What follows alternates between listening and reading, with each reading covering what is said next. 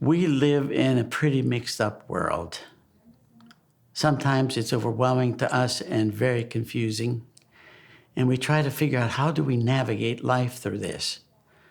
How do we flourish as human persons in the way that we can tie together all the parts of ourselves and find integration both interiorly and exteriorly in the culture in which we live? My name is Donald Nesty. I'm a Catholic priest. I'm a member of the Congregation of the Holy Spirit, which is a missionary order.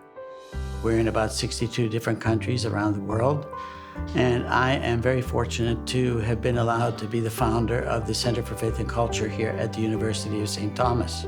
The Center for Faith and Culture holds a unique and very important role here at the University of St. Thomas. I was very excited to get involved with the center when Father Nesty first approached me, because I think it's the one place where all the disciplines can come together.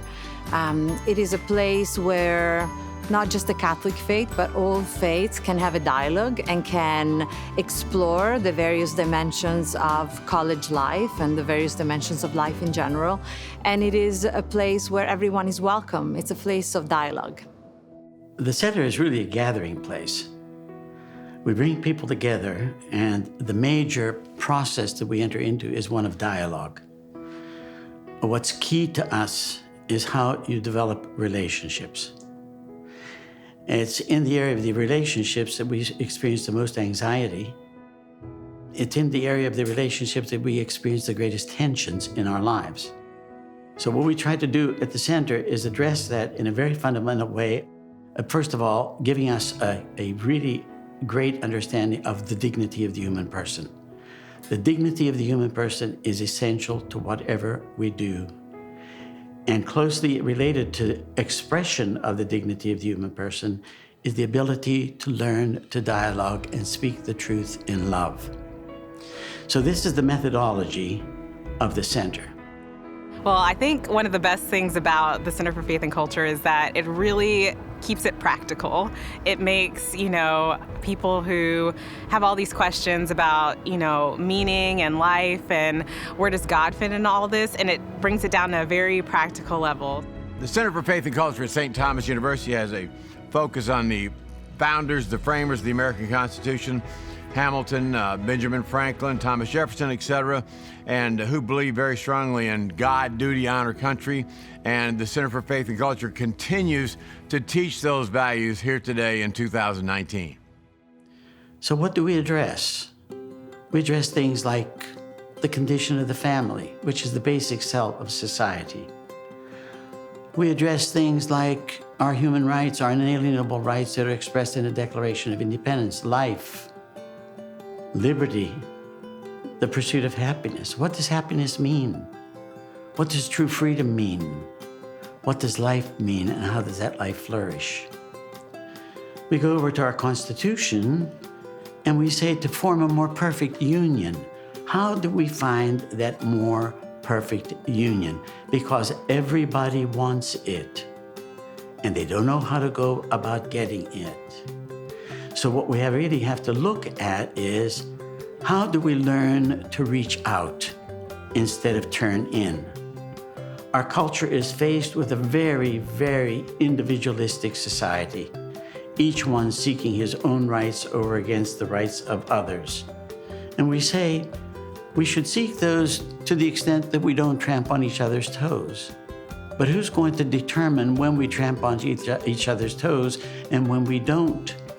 So we have to face the reality that in our society, the primary focus is on individualism over against the communitarian aspect of our lives, which would make us a more perfect union. How do you keep that in balance in your life? And what does faith say to you about your dignity and the beauty that you are a creature of God? The center for me is encompassed in a quote that is in my head and has been since I started, and it goes like this: the school of Christ is the school of love. In the final day, when the general examination takes place, love will be the whole syllabus. To me, that encompasses the Center for Faith and Culture. And this is love that serves, love that transforms, love that heals. It's love that calls us to lead. It's love that causes us to encounter. The fundamental dignity of every person depends on how we perceive ourselves. Sometimes our tendency is to make ourselves more than we are. At other times, we think we are less than we are.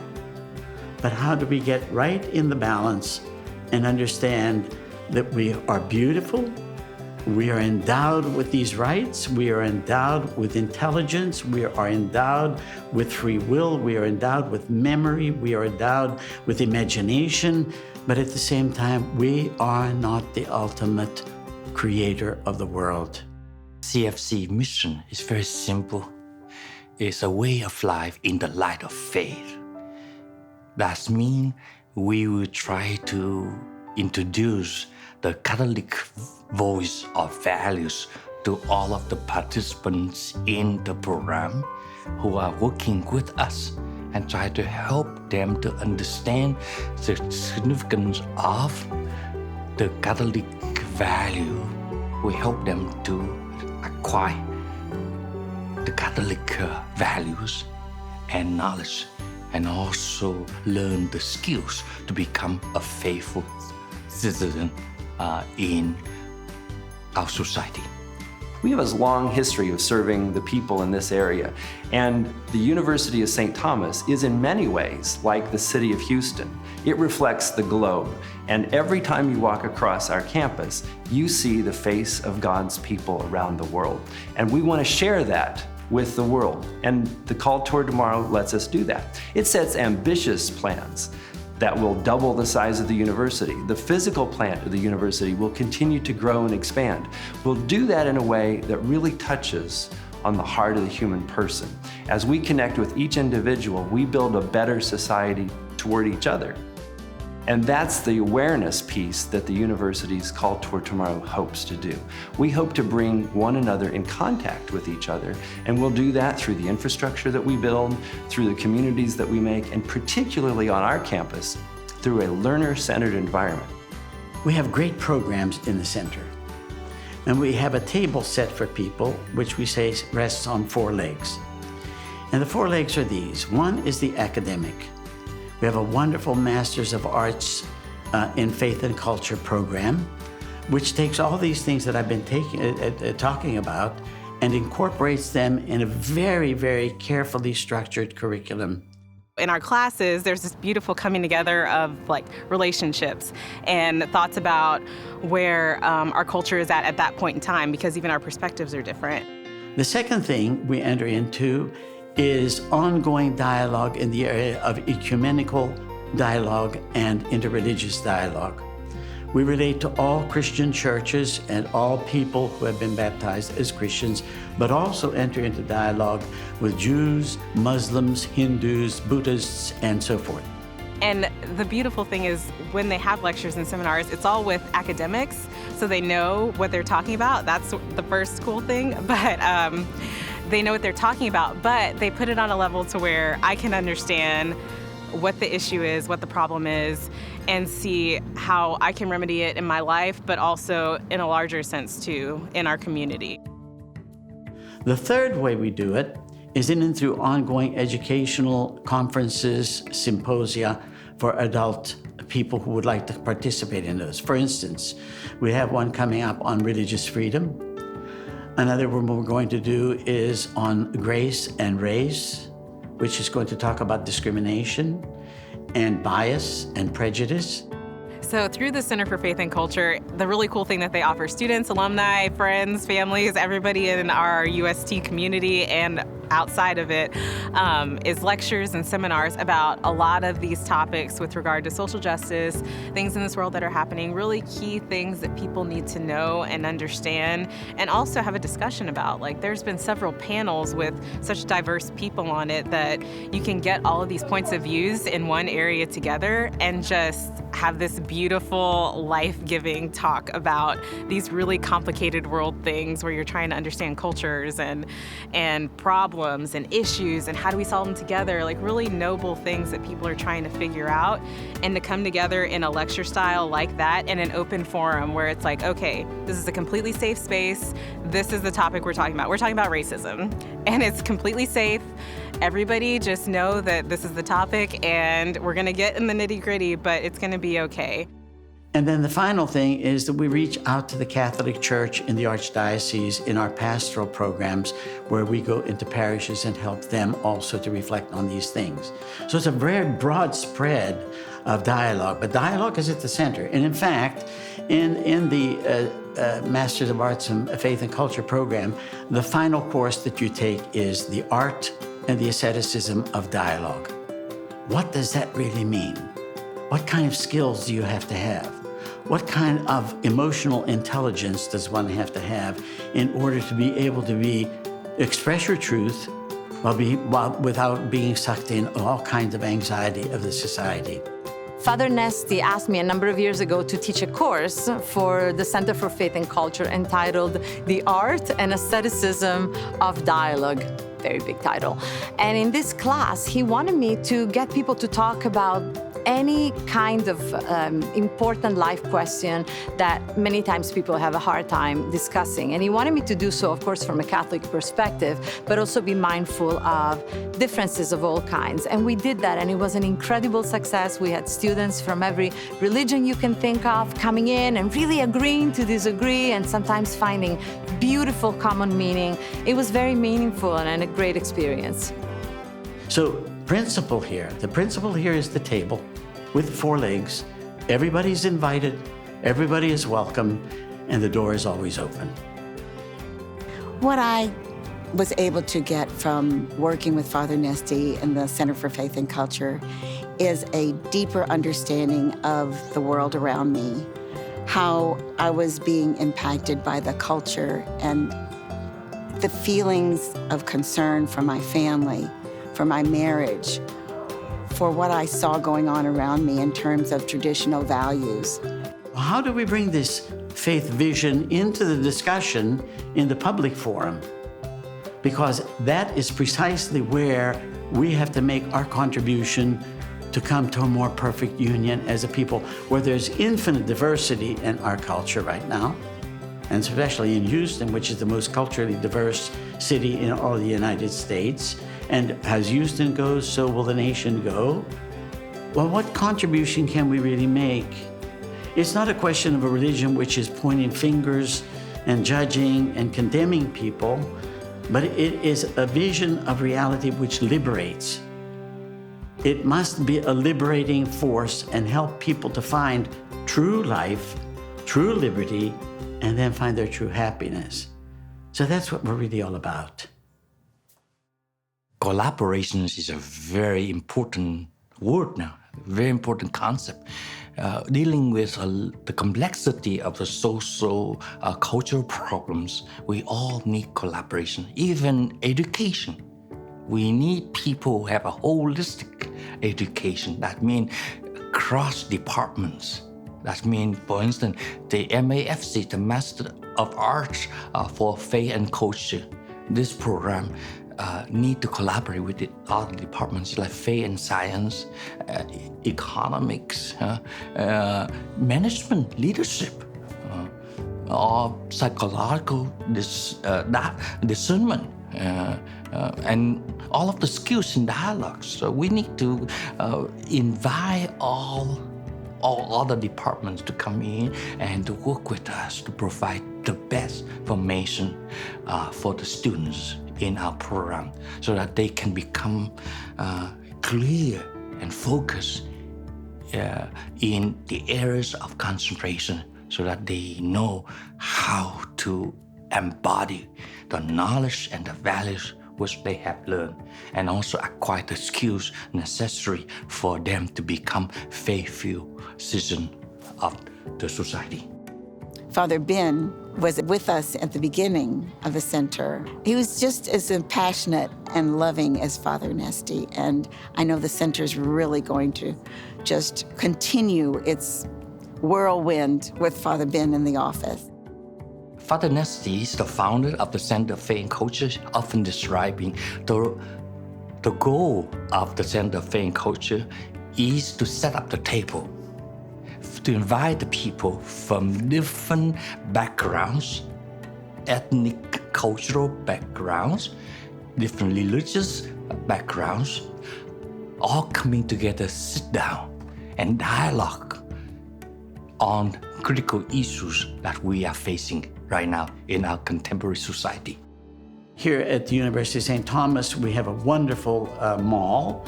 At the one end, we have a library, and at the other end, we have a beautiful chapel. And as we look at the two of these, we see them interfacing. They are not opposites, they are complementary. And they have to come together in order to help us as people who don't share the same vision on everything, to continue the dialogue that will bring us to a more perfect union and help us to experience ourselves as one instead of divided, and do away with this anxiety, this restlessness, and the loneliness that we have. The issues of loneliness, anxiety, and restlessness in our culture is a large part due to cell phones. People are lonely nowadays, spend more time on communication devices, cell phones, iPads, PCs than they do talking to people. And we have a loneliness epidemic in this country. In fact, in Great Britain recently, they instituted the Department of Loneliness. So people are lonelier, and we were made to live, work, play, and die in groups. In 1850, the average size of U.S. household was 10.5 people. Now, according to the last census, is 3, and one out of every 3 households is a household of 1. So we're lonelier, which produces anxiety and restlessness.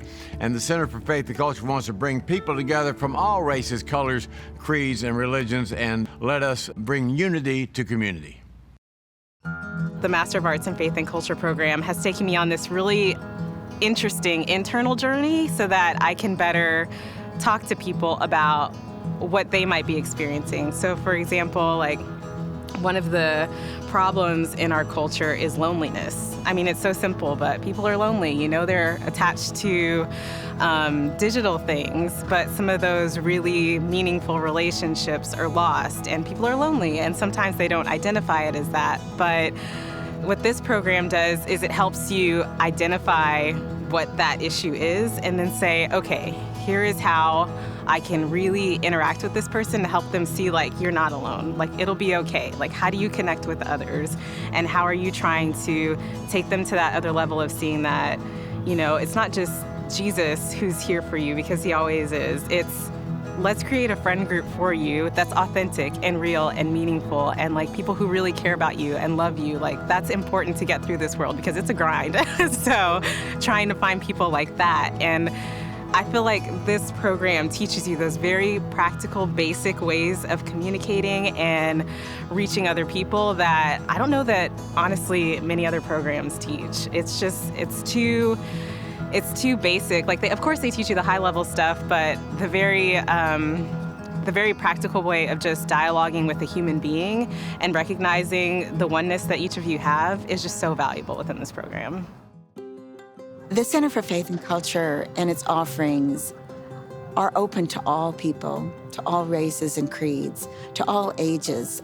We did a lot of things for the youth, as well as adults, and for clergy, laity. I know that there's so many out there that need what it has to offer in terms of opening up their minds to other thinking, to get rid of bias and prejudice, to learn how to speak with even their children, which I am struggling with right now. We hear that all the time in our parish, that families are falling apart. They can't talk about politics. They can't talk about religion. So he tells us through all these things that he does in the center, how to embrace all of that and go forward in the future with hope. The Call Toward Tomorrow is a way that this university will connect in new and exciting ways with the culture around us. For instance, this fall we will launch new applied associate's degrees online and targeted toward technology. That will also be delivered in conjunction with new master's programs that will have wider appeal in everything from theology to process chemistry. Those are examples of how this university continues to expand and touch the lives of people in the culture beyond what we may have done in the past. And that's why the fit with the Center for Faith and Culture is so tight. There is a great diversity of students in age, in race, in faith, and that adds to the passion and the enthusiasm and the richness of the cohort portion of the program. The courses are exceptional.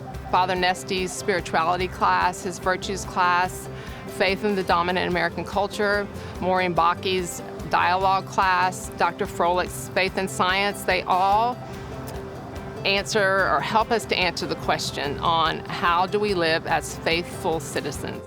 To be a faithful citizen is somebody who acts and conducts himself in a way that represents their faith. You know, we have a sign here at Gallery Furniture that says you preach a sermon with your life a whole lot better than with your lips. And that's what I try to do. Preach a sermon with my life every day of supporting God, duty, honor, country, and doing what's right to make Houston, make Texas a better place. So the Master of Arts in Faith and Culture program really tries to instill in its students that to be a faithful citizen means that you are in the public square, starting conversations with people and meeting them where they are, wherever they're at in their lives. And that happens on the University of St. Thomas campus, in the Houston area, and abroad. I mean, we have people who travel worldwide. 11 of us from the center traveled to Rome, where we met with people from all over the world, and we discussed with the Friars of Atonement at the Center for Union that very thing, ecumenism, which is to bring about the unity of all Christian faiths, because Christ prayed that all may be one. Christ did not pray that we worship God in 1,000 different denominations. Christ prayed that we all should be one. And that's what ecumenism is, a sharing of gifts and encounter with people of other Christian faiths. And the way that we do that in a very practical way is through dialogue. So an example of that is right now where we're at in our culture, it's so polarizing. Like, you're a Republican or you're a Democrat, and which one are you? You know, there's really no, being in the gray is kind of like a weird spot. So if you're a moderate, it's like, oh, you can't make a decision. But what the Master of Arts in Faith and Culture program teaches is that you need to dialogue and have understanding with everyone. You know, the Catholic Church is not a Democrat. The Catholic Church is not a Republican. The Catholic Church is this beautiful tradition that was founded by Christ. And so how does that breathe life into our democratic republic? And it's a whole nother world of understanding. There's no liberal, there's no conservative. It's just human, the human person, and what that person means to the world around us. The center has available lectures, conferences, symposia, spirituality, seminars, anything you could want, you can even call them, and they would be delighted to meet with you on a one-to-one basis. And they invite you to all their lectures. Everyone's welcome. Most of them are free of charge. They sometimes upload them on the internet for them to come view. It's there, and that's my passion. I want people to avail themselves of all that it has to offer. Faithful citizenship, as defined by the Center for Faith and Culture, it really gives us this understanding of recognizing that we're all a part of the democratic republic that is the United States of America. So we all have a part to play in voting, in making sure that we know what's happening with our local legislation. And in that, we're still faithful Catholics. So we talk about dual citizenship, and what that means is that as Christians, our citizenship lies in heaven. So that's the first part. And then the second part is we're obviously here on earth, and on earth we are in the United States. So what do you do with that? You know, we try to be faithful in terms of like our prayer life and our spirituality, which links us to our heavenly body. But here on earth, you have to engage in the public square. You have to be a voice of change or a voice to others, you know, along with the moral compass that you already have built in. So those two things coming together is what makes up faithful citizenship, and actually living that out and engaging people in dialogue and using your voice out in the public square, that's where it really just kind of gets some momentum and takes on the form that I think the MAFC hopes for, or I guess the Center for Faith and Culture really wants to bring the University of St. Thomas to the Houston area. Our diocese had a big responsibility in terms of pastoral ministries, in terms of evangelization, in terms of spirituality, to provide all of the spiritual enrichment for the laity so that they can feel and experience the love of God, empowering them to be the yes of the society, to activate that kind of passion, that love in the people, and to build up the sense of belonging, the sense of participation and mission in all of the laity. That's what the Church, St. Vatican II, has been calling all of the laity to become responsible for all the works of the Church. It's not simply the clergy and the sister, but all the laity. And that's why I think the Center for Faith and Culture can provide some formation, some training programs for the Archdiocese to prepare them to become the leaders for the future. I support the Center for Faith and Culture because I think it's very important that we maintain our culture, a culture of faith that was started in 1776 with the Declaration of Independence and continues to this day. I think faith has a very important role in our society, and we need to continue maintaining our culture, the Western culture of faith, the Judeo-Christian culture. We have supported faith and culture for the fact that it's been very enlightening for the students to increase their Catholic faith and culture, and also to provide a very prominent place at the university. Also, by bringing in outstanding speakers, this also provides an extra treat for the students as well as another prominent place for the university. So what's really at the heart of this dialogue? It's the relationship between faith and reason, faith and character, faith and culture. All of them are three ways of trying to integrate the capacity of the human person to think things out, on the one hand, with reason, also to live out the principles in your moral life, character, and thirdly, how do you affect the way of life that we share as people? Always bringing in the vision of faith with that. We have so many questions that we ask ourselves, and we have to enter into reason on those with each other, coming from totally different points of view, and being open to listen and then respond to how we perceive things and the truth that we hold. So it's a wonderful balance, particularly, and I think that's the real balance that you get in an institution which has a religious affiliation. So it's a wonderful place to come, and I certainly would invite anybody who's interested, from whatever background, whatever belief system you have, to come. We will welcome you into the dialogue, and we hope that we all grow together.